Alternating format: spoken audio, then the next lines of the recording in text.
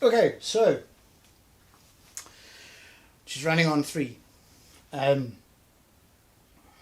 busy putting this bike back together. I've done a lot of work to it, stripped out the ABS and stuff like that. It was running on 4, but now all of a sudden it started running on 3. Now, there's a few reasons that could be.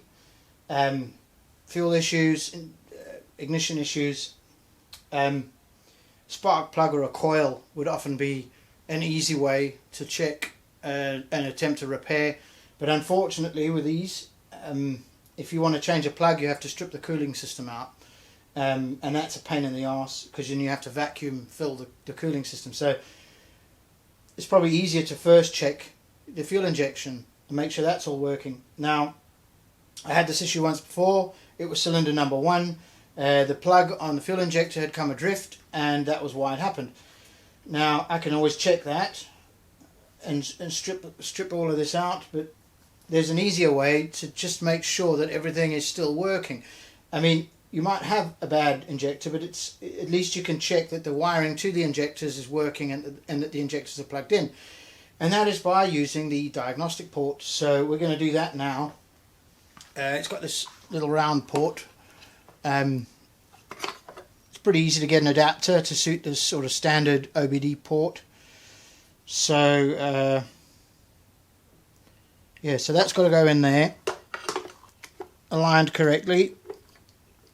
It can be a bit of a fiddle to get it the right way round, that way. And then you tighten that up, and then I've got this little obdlink LX, I believe is the, I don't know if others are compatible, but I know this one's compatible because I've used it before. So that gets plugged in, right, and now let's put that over there. Now, because the battery's removed, I've had to connect to some jumpers, so we can connect this up.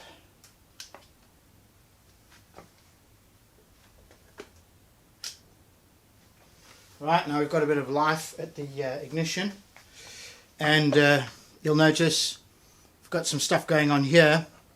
It's telling me that it wants a Bluetooth connection. I've already paired my phone to this, so it shouldn't have any issues connecting. So we'll turn the ignition on. I can hear the idle air control valve cycling, so I know that's working.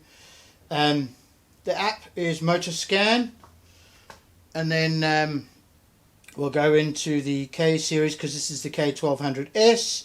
We'll go into engine electronics, and it'll tell you it's trying to connect to the control unit.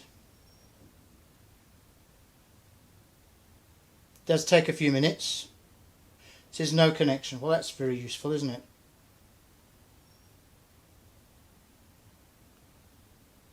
Just checking the Bluetooth that it is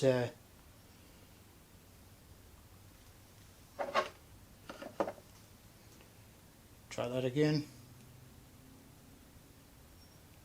Engine electronics.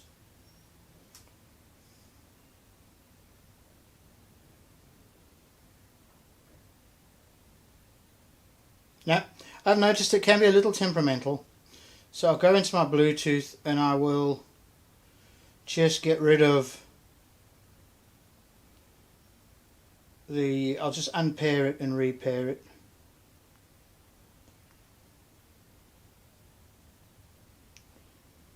Pair. It says it's paired. We'll try that again.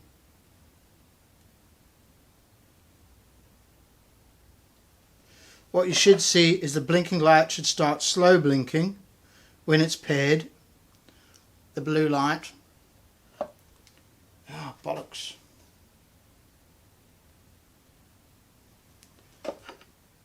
It says it's paired. K series, K1200, engine electronics, interface present. Oh, I had to shut the app down again. Yeah, now it's connected. You get the green at the bottom to say it's connected. And what we'll do is we'll go into engine electronics, and then we'll go into actuator's control.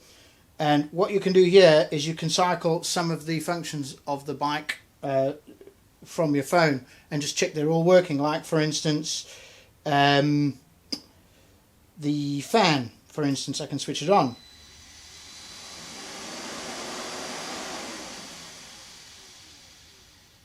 And off. I hope you could hear that. But what you can also do is you can cycle the fuel injectors. I'll switch number 1 on. I don't know if you can hear it, but you can hear the tapping of the fuel injector as it's actuating, and off again. Now, I know it was number 3 cylinder that wasn't firing, but when I check it, I can hear the fuel injector is actuating, so I know that the wiring is okay, it's plugged in, and it is working. That doesn't say it's not got some kind of blockage or something. That's possible, but I think it's more likely either a spark plug or a coil that's causing this. So I'm going to have to go ahead and strip all the bits off, and then refill the cooling system using the vacuum method. I know there are a couple of bleed nipples on the engine to bleed coolant to get the air out the system, but this bike's been parked outside and there's a fair bit of corrosion on the engine. I'm a bit reluctant to try and open those because I know that sort of thing, they're quite fragile. You could snap them off quite easily. So I've ordered the air bleeding system tool, but at least I know now that it's probably not the fuel injectors. It's unlikely. The only reason the fuel injectors might not be working in this instance is if there's a blockage in the fuel injector and it's unable to pass fuel. But I think that's pretty unlikely because it's all been cleaned very, very thoroughly, and it's got a new fuel pump and all sorts in. So yeah, we'll go ahead now and I'll have to start stripping everything. Anyway, hope this was helpful.